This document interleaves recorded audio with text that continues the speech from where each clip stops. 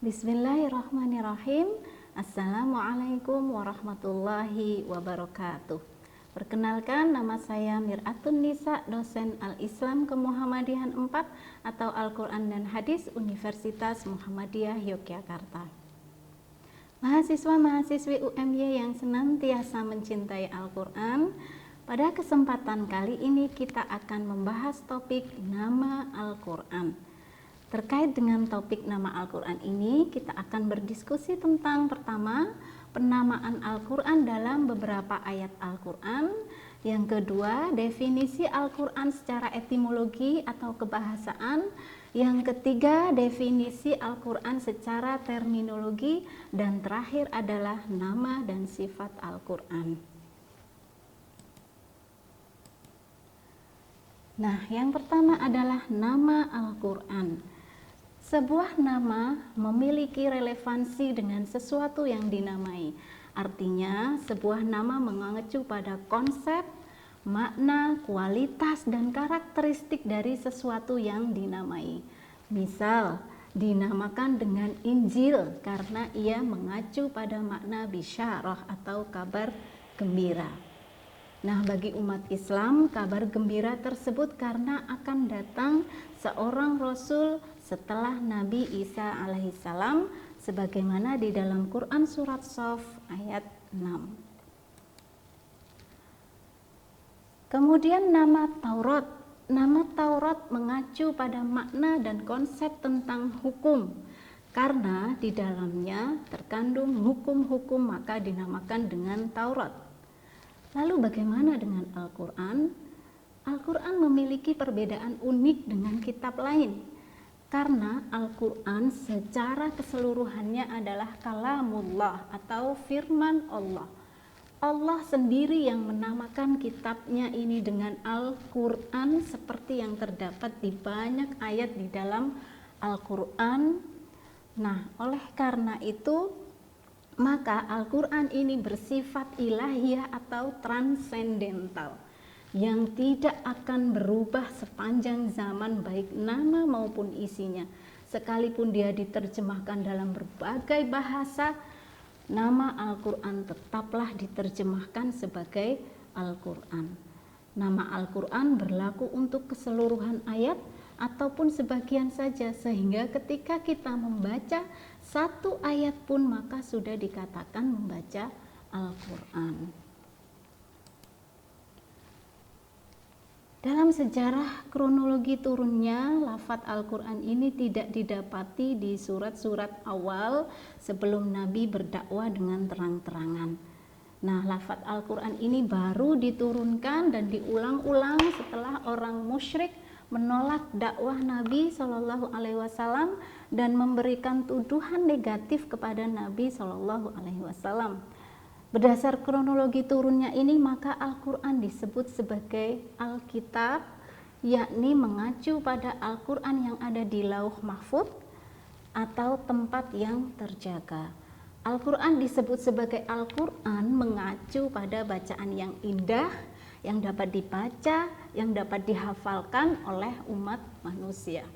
Dan Al-Quran disebut sebagai Adz-Dzikr, mengacu pada makna Al-Quran yang diturunkan sebagai wahyu khusus kepada Nabi Muhammad Sallallahu Alaihi Wasallam. Mari kita lihat definisi Al-Quran secara etimologi. Ini sebagai poin yang pertama yang kita bahas. Secara kebahasaan, ada 3 pendapat tentang asal-usul kata Al-Quran. Yang pertama, kata Al-Quran berasal dari kata dasar yang artinya menghimpun atau dari kata yang artinya mirip, menyerupai satu dengan yang lain. Nah, argumen pendapat ini adalah Al-Quran itu sebagai kitab yang terhimpun surat-suratnya, ayat-ayatnya, dan huruf-hurufnya. Itu yang pertama. Yang kedua, kata Al-Quran berasal dari kata dasar qira'ah, yaqra'u, qira'ah, yang artinya adalah bacaan. Nah, apa argumen yang kedua ini? Argumennya adalah seperti dalam Quran surat Al-Qiyamah ayat 17 sampai 18 yang bermakna bacaan. Selain itu, karena Al-Quran memang berisi ayat-ayat yang dibaca dan dipahami maknanya. Kemudian pendapat yang ketiga, Al-Quran itu tidak memiliki asal-usul kata. Ia merupakan nama khusus untuk kitab suci seperti halnya nama Taurat dan Injil. Nah, sekalipun pendapat kedua lebih banyak dipegang oleh ulama, tetapi ketiga arti tersebut dapat dikompromikan karena pada dasarnya kita tahu bahwa Al-Quran adalah nama untuk sebuah kitab suci yang berisi bacaan yang dapat dibaca, dihafal oleh umat manusia, di mana di dalamnya terhimpun surat dan ayat-ayatnya.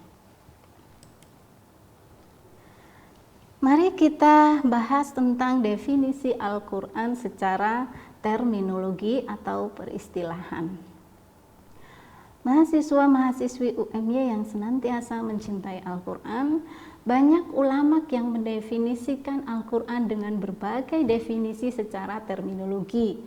Salah satu definisi yang sudah dapat dikatakan representatif adalah Kalamullahi al-munazzalu ala Muhammad sallallahu alaihi wasallam al-matlu bitawaturi wal muta'abbadu bitilawati, yang artinya firman Allah yang diturunkan kepada Nabi Muhammad sallallahu alaihi wasallam yang dibaca dengan mutawatir dan beribadah dengan membacanya.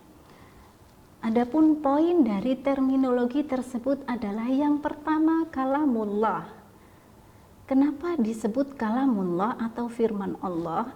Disebut firman Allah artinya Al-Quran itu bukan hasil karya siapapun selain Allah, termasuk Nabi Muhammad sendiri. Ini ada di dalam Al-Quran. Kemudian yang kedua adalah Al-munazzalu ala Muhammad Sallallahu alaihi wasallam.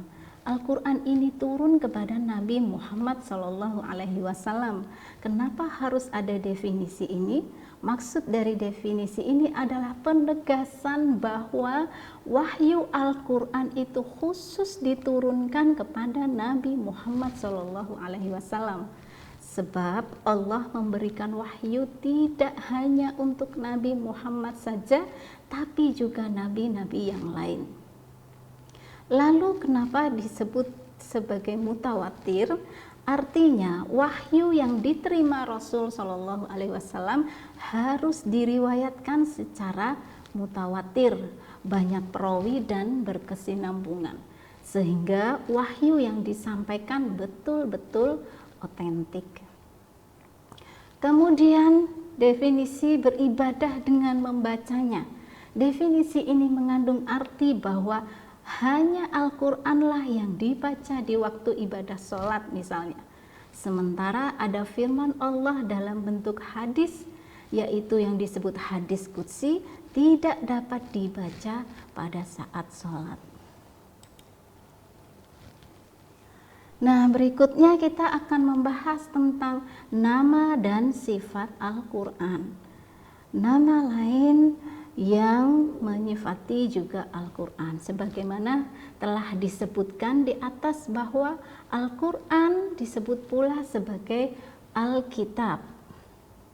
Dalam beberapa ayat di dalam Al-Quran, yaitu Al-Baqarah ayat 2, An-Nisa ayat 136, Al-Ma'idah ayat 15 dan 48, dan Al-An'am ayat 92. Al-Quran juga disebut sebagai Al-Dzikr atau pengingat, sebagaimana Quran surat Al-Hijr ayat 9.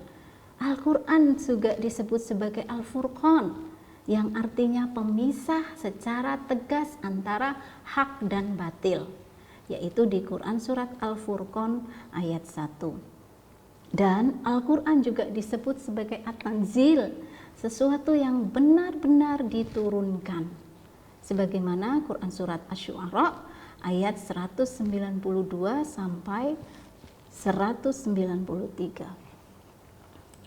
Kemudian apa sifat-sifat Al-Quran? Di dalam Al-Quran disebutkan bahwa Al-Quran memiliki sifat yang pertama adalah nur, cahaya.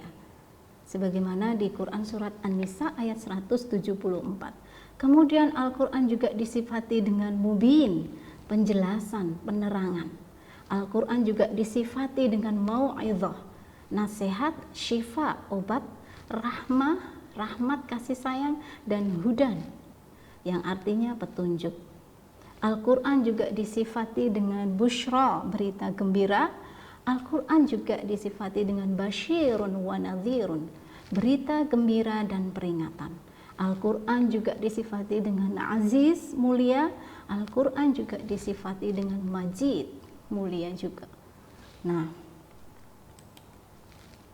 kesimpulannya, nama Al-Quran adalah nama yang diberikan oleh Allah sendiri di dalam kitabnya, yaitu Al-Quran. Nama Al-Quran beserta lafaz dan maknanya tidak akan berubah sepanjang zaman. Kemudian secara etimologi kata Al-Quran dapat berarti menghimpun, bacaan, atau sebuah nama khusus untuk kitab suci. Dan secara terminologi Al-Quran adalah kalamullah, firman Allah yang diturunkan pada Nabi Muhammad SAW, yang dibaca secara mutawatir dan merupakan ibadah dengan membacanya. Yang terakhir, kesimpulannya, nama dan sifat Al-Quran adalah Alkitab, Adz-Dzikr, Al-Furqan, At-Tanzil.